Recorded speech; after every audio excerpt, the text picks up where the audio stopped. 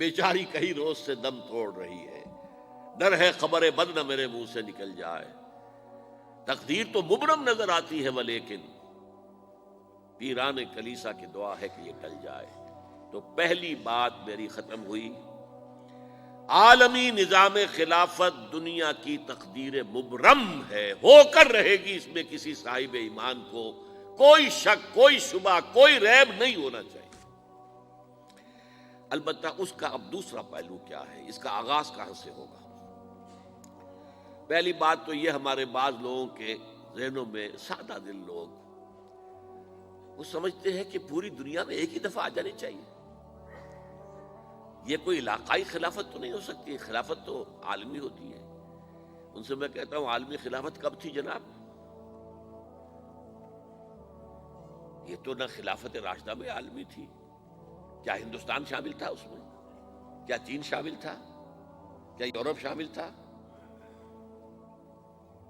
اور پھر جو خلافت کے نام سے جو ملوکیت چلی ہے، وہ بھی صرف آپ دور بنو امیہ میں کہہ سکتے ہیں کہ وہ پورا عالم اسلام کم سے کم اس کے تحت تھا۔ بعد میں خلافت عباس، بنو عباس میں، اور فاطمیین کی خلافت میں، اور آل عثمان جو ہیں آٹومان ٹرکس کی خلافت میں ٹکڑے تھے، حصے بکھرے تھے، کوئی مانتا تھا، کوئی نہیں مانتا تھا۔ اور سب سے بڑی بات یہ، اگر ایک دم پوری دنیا پر خلافت قائم ہو سکتی تو حضور کے دست مبارک سے ہوتی، لیکن نہیں ہوئی۔ نتیجہ کیا نکلا؟ ایک ملک میں حضور نے قائم کر دی، جزیرہ نما عرب، یہاں خلافت قائم ہو گئی، حضور خلیفہ ہے۔ اس کے بعد آپ کے خلفائے راشدین نے پھر اس کو وسعت دی، شرقاً غرباً شمالاً، 3 کالمز نکلے ہیں فوجوں کے، صحابہ کرام کے، 3 کالمز، ایک ایسٹ ورڈ، ایک ویسٹ ورڈ، ایک نارتھ ورڈ۔ ایک عراق کو فتح کرتے ہوئے ایران میں پہنچ گیا، خراسان تک چلا گیا۔ ایک شام کو فتح کرتے ہوئے اور پھر سینائی پیننسولا سے ہو کر افریقہ میں داخل ہوا اور اٹلانٹک تک پہنچ گیا۔ تیسرا سیدھا شمال میں گیا، لیکن یہ زیادہ دور نہیں جا سکتا تھا، کوکیشین ماؤنٹینز آ گئے، کوہ قاف۔ اس زمانے میں تو یہ یوں سمجھیے کہ امپیسیبل تھا نا، کوہ قاف، لہذا وہاں آ کر رک گیا۔ اب بھی یہ ہوگا، کسی ایک جگہ سے شروع ہوگا پھر پھیلے گا، اس کے سوا کوئی چارہ کار ہے ہی نہیں۔ اگر ہر جگہ پوری دنیا میں ایک ہی وقت میں ہو سکتا تو حضور کے دست مبارک سے ہوتا صلی اللہ علیہ وسلم۔ اب وہ نقطہ کون سا ہوگا، نقطہ آغاز کون سا ہوگا؟ اس میں پہلی بات تو میں نے کہا، جو شک کرے گا اس کا پھر ایمان مشکوک ہے۔ ہوگا، لازماً ہوگا، گلوبل ہوگا، پوری دنیا میں ہوگا۔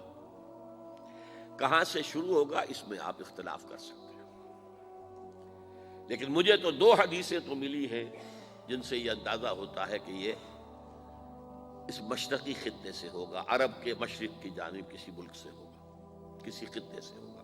وہ حدیثیں بھی اب آپ پڑھ لیجیے پہلے۔ پھر میں کہہ رہا ہوں یہ خزانہ ہے جو ہم نے آپ کی خدمت میں پیش کیا ہے، کاش کہ آپ اس کی قدر کر سکیں، یہ حدیثیں آپ کو ازبر ہو جائیں، یاد ہو جائیں، لوح قلب پر نقش ہو جائیں۔ ہندوستان اور خراسان یعنی موجودہ افغانستان کا ذکر ابن ماجہ کی روایت ہے، عن عبداللہ ابن الحارث رضی اللہ تعالی عنہ قال رسول اللہ صلی اللہ علیہ وسلم یخرج ناس من المشرق یوطئون للمہدی یعنی سلطانہ، یعنی سلطانہ، دونوں طرح سے پڑھ سکتے ہیں۔ حضرت عبداللہ ابن حارث فرماتے ہیں رضی اللہ تعالی عنہ کہ حضور نے ارشاد فرمایا، مشرق کی طرف سے وہ فوجیں نکلیں گی، لوگ آئیں گے جو عرب میں مہدی کی حکومت قائم کریں گے۔ یہ مہدی کون ہوں گے اس کا ذکر میں ذرا بعد میں کروں گا، لیکن نوٹ کر لیجئے کہ مہدی سے پہلے لازماً کسی مشرقی علاقے کے اندر وہ نظام قائم ہو چکے گا، تب وہاں سے فوجیں آئیں گی نا۔ یہ مشرق کون سا ہے؟ عرب کے مشرق میں آپ چلیے، ایران بھی آ جائے گا، افغانستان بھی ہے، پاکستان بھی ہے، اور اگر اسے اور توسیع دیں تو ہندوستان بھی ہے۔ یہ ہے عرب کا مشرق، اس سے فوجیں جائیں گی۔ اس کا کیا مطلب ہے کہ اس میں سے کسی جگہ پر نظام خلافت پہلے قائم ہو جائے گا، تاکہ وہاں سے فوجیں جائیں گی جو جزیرہ نما عرب میں حضرت مہدی کی حکومت کو قائم کریں گی۔ اب دوسری حدیث سنیے، یہ سنن ابن ماجہ کی حدیث تھی جو میں نے آپ کو سنائی، آپ نے پڑھی۔ دوسری، عن ابی ہریرہ رضی اللہ تعالی عنہ، یہ ترمذی شریف کی روایت ہے، قال قال رسول اللہ صلی اللہ علیہ وسلم یخرج من خراسان رایات سود لا يردها شیء حتی تنصب بإیلیا، خراسان کے علاقے سے سیاہ جھنڈے لے کر فوجیں آئیں گی، ان کا رخ کوئی موڑ نہیں سکے گا، ان کو پیچھے پھیر نہیں سکیں گے کوئی بھی، یہاں تک کہ وہ یروشلم میں جا کر جھنڈے نصب کر دیں گے۔ ایلیا حضور کے زمانے میں یروشلم کو کہتے تھے۔ یہ یروشلم تھا جب حضرت سلیمان کی حکومت تھی، اور یہاں پر معبد سلیمانی، ہیکل سلیمانی قائم ہوا، پھر یہ یروشلم ہی رہا ہے تاریخ میں، یہاں تک کہ سن 70 عیسوی میں جب ٹائٹس رومی جنرل نے اس کو گرایا، ختم کیا، سیکنڈ ٹیمپل گرا دیا، اور یہاں سے یہودیوں کو کہا نکل جاؤ یہاں سے، کوئی یہودی باقی نہیں رہا، تب بالکل تہو بالا برباد کر دیا۔ اس کے کوئی 150 سال بعد ہیڈریان، رومن ایمپرر ہیڈریان، اس نے پھر دوبارہ آباد کیا اس شہر کو۔ 150 سال تک یہ بالکل بنجر اور بالکل غیر آباد پڑا تھا۔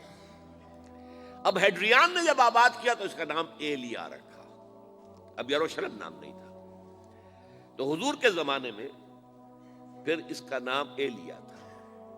اور اب اس سے کیا معلوم ہو رہا ہے کہ یہ یروشلم مسلمانوں کے قبضے سے اس وقت نکلا ہوا ہوگا، ایک دفعہ پہلے نکلا تھا، سن 1099 عیسوی میں مسلمانوں کے ہاتھ سے نکلا، کروسیڈرز عیسائیوں نے آ کر اس کو قبضے میں کیا، لاکھوں مسلمانوں کو مارا، قتل کیا۔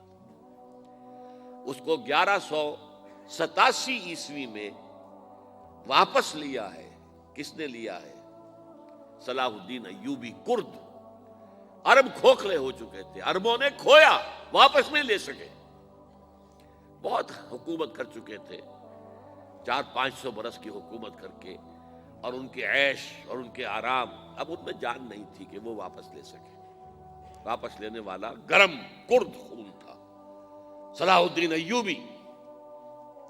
تو گویا کہ اب آپ سمجھئے کہ 88 برس تک عیسائیوں کا قبضہ رہا یروشلم پر۔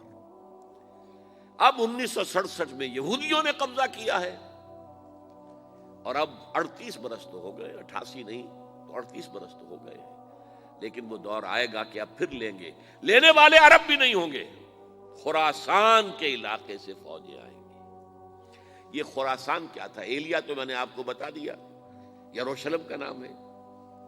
خراسان اس زمانے میں ایک بہت بڑے ملک کو کہتے تھے، کچھ حصہ پاکستان کا بھی اس میں شامل ہے، کچھ حصہ ایران کا بھی ہے، ایران کے اس حصے کو اب بھی خراسان کہتے ہیں، وہ ایک صوبہ ہے، خراسان ایک صوبہ ہے ایران کا چھوٹا سا۔